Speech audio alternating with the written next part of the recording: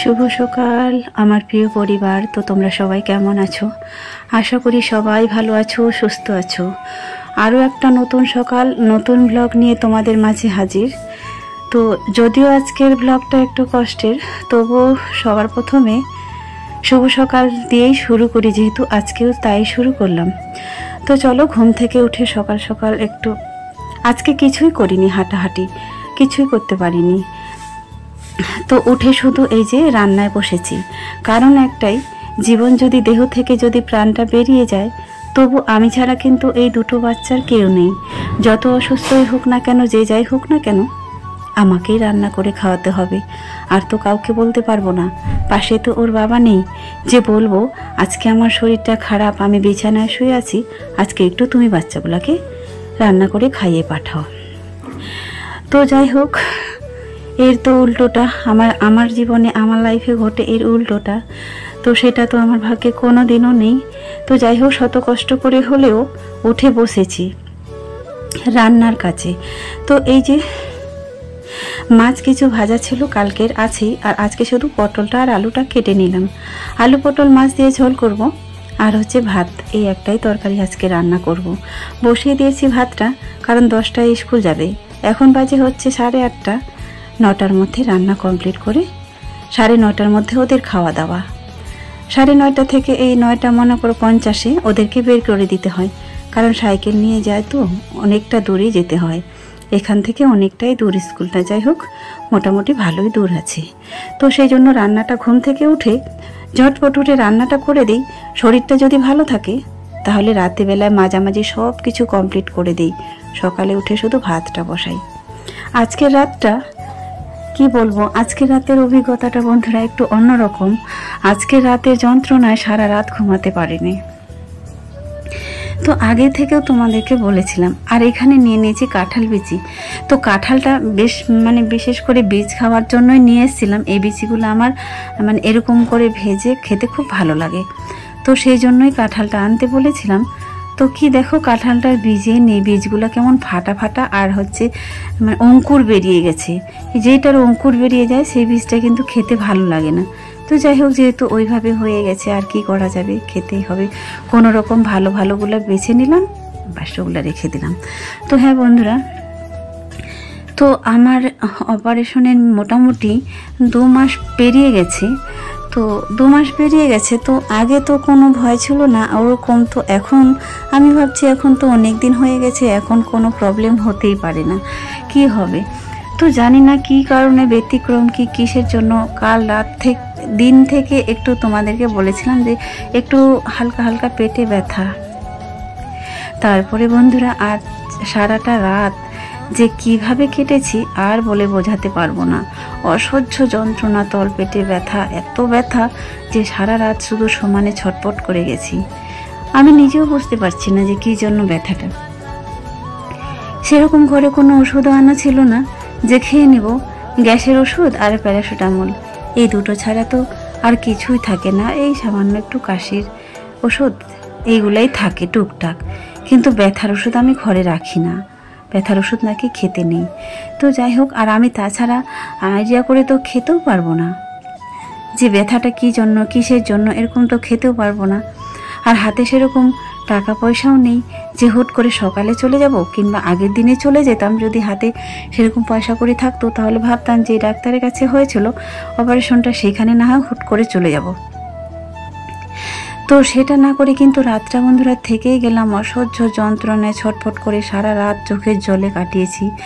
এই রাতের অভিজ্ঞতাটা আর কি বলবো, অপারেশনের থেকে আরও বেশি কষ্টের ছিল। সেই রাতটা তো এরকম ছিল, কিন্তু কালকের আগের রাতটা সত্যি বন্ধুরা আলাদাই একটা এক্সপিরিয়েন্স, তোমাদেরকে বলে বোঝাতে পারবো না। তো এখনো বুঝতে পারিনি কি জন্য ব্যথাটা। তারপরে যাই হোক, ডাক্তারের কাছে গেলে তো আবার মনে করো 1000-2000 টাকা সঙ্গে নিয়ে যেতে হবে। আপাতত হাতে কোনো রকম কোনো কিছুই ছিল না। তারপরের দিন একটা অ্যান্টিবায়োটিক ছিল, তো রেখে দিয়েছিলাম 2টো আগের প্রথমে। তো তারপরের দিন কী করলাম, হাঁটা চলা তো কিছুই করতে পারিনি। এই যে কোনো রকম দেখো বসে টসে আছি আর কি। এই বসে বসেই কাজ করছি, কিন্তু পেটটা মনে হয় একদম কি বলবো, মনে হয় ছিঁড়ে যাচ্ছে। তো ওইরকম করে সব কিছু করলাম, করার পরে তারপরে খাওয়া দাওয়া তো ভয়ে খেতেও পারছি না, ভয়ে ভেতরেও যাচ্ছে না, এত ব্যথা। কিন্তু ওদেরকে তো খাইয়ে দাইয়ে পাঠাতেই হবে।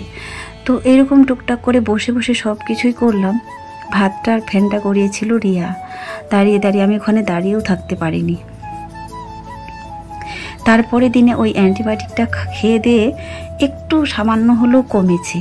তো তোমাদেরকে বললাম বন্ধুরা, তোমরা একটু কমেন্ট করে জানিও, যারা যারা ভিডিওটা দেখছো তারা অবশ্যই আমাকে ছোট্ট একটা কমেন্ট করে জানাবে যে অপারেশনটার ওখানে কোনো ব্যতিক্রম না কি। আর আমি কিছুই বুঝতে পারছি না, কারণ 3 মাস হয়ে গেল। যদি ভয় হতো তাহলে আগেই কোনো কিছু হতো, কিন্তু তখন কোনো সমস্যা ছিল না। তো জানি না, তোমরা দেখলে একটু কমেন্ট করে জানাবে। তারপরে এই যে মাছ দিয়ে পটলের ঝোল করেছি। তো আমি সবার প্রথমে বসছি খেতে, রিয়াই আমাকে তুলে দিচ্ছে। ওদেরও ভাত খুলে নিয়েছি, কারণ কি বলতো, কালকে 12টার দুপুর থেকে, মানে বিকাল না, দুপুর 12টা থেকে এই পেটের সমস্যাটা, তখন থেকে আমি খাইনি। তারপরে আগের দিনে পুরোটা দিন চলে গেল, রাত চলে গেল, তারপরের দিন সকালে। তো আমারও মনে হলো যে হ্যাঁ, গ্যাসের ওষুধটা খেয়ে, একটা তো ওষুধ ছিল, তাহলে তাড়াতাড়ি করে এক মুঠো খেয়ে নেব, নিয়ে আচ্ছা ওইটা খেয়ে নিই তো কেমন হয়। তো যাই হোক, একটু কমেছিল। এই যে দেখো টিপ টিপ বৃষ্টি পড়ছে, বৃষ্টিটা কিন্তু কাজেরও না, শুধু রাস্তা ভেজানোর মতো। তো হুট করে রিয়া এসে বলছে, মা যাবো না, বাইরে বৃষ্টি পড়ছে। তখন আমি ভাবলাম সত্যি মনে হয় রেডি হয়ে গেছে। বাইরে এসে দেখি যে না, ও এমনিতেই আর কি করে বলল, আসলে বৃষ্টিটা যে হচ্ছে 1 ফোঁটা 2 ফোঁটা করে, তাতে কোনো কিছুই হবে না। তো যখন বললাম যে না কিছুই হবে না, তারপরে বেরিয়ে গেল। আসলে ছাতা হচ্ছে একটা, তো আমি গেলে তো আমি নিয়ে যাই পড়াতে, তো একটা ছাতা এদেরকে দিব না আমি নিয়ে যাব, তো সেই কারণে ওরা ছাতা নিয়ে যায়নি।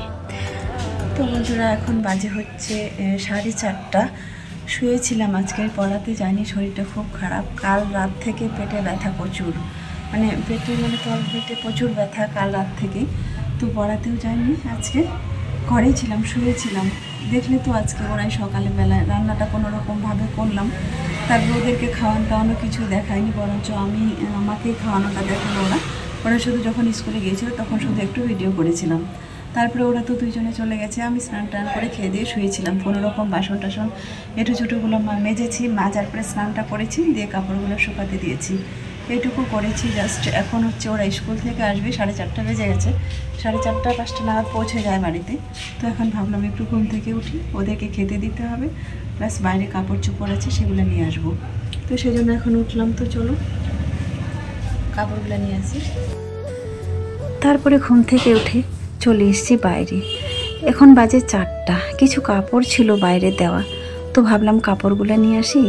আর এখন হচ্ছে ওরা এখন আসবে স্কুল থেকে, ওদের জন্য খাওয়া দাওয়ার আবার রেডি করব, যেহেতু একটু ভালো লেগেছে।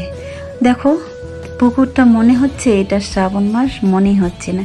এই যে এরকম বৃষ্টি পড়ছে, 1 ফোঁটা 2 ফোঁটা হালকা করে, শুধু রাস্তাটা ভিজলো আর একটু, যাই হোক কাদা হলো কি হলো না, কাদাও সেরকম হয় না, দিয়ে তারপরে শেষ। বৃষ্টির কাজ আর নেই।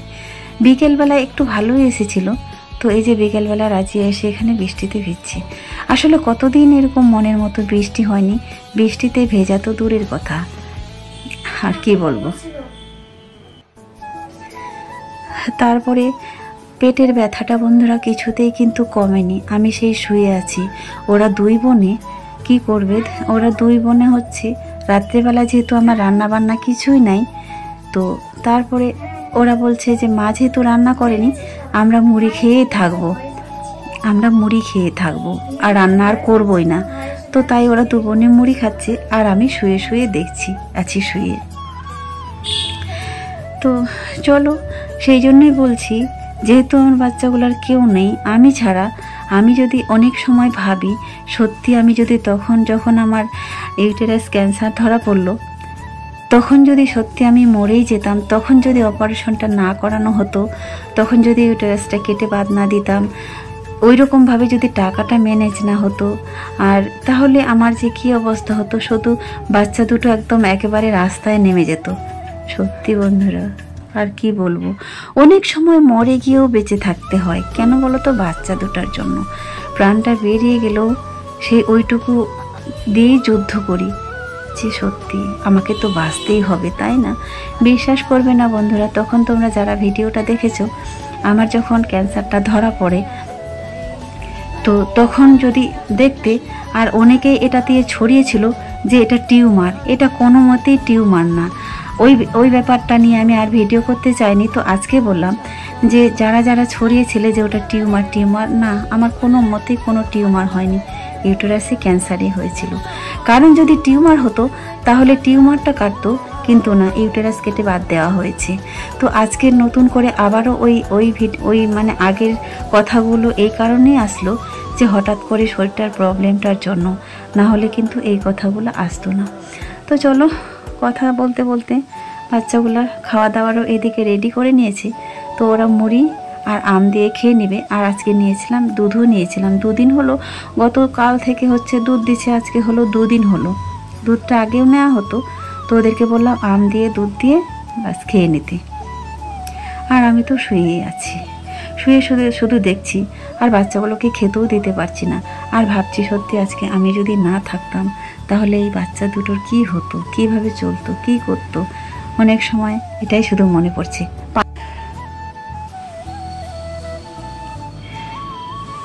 তো এই বছরে হচ্ছে আম দুধ খাওয়া হয়নি, আমরা আসার পরে তো নেওয়াই হয়নি। তো চলো বন্ধুরা, আজকের মতো শেষ করছি। সবাই ভালো থাকবেন।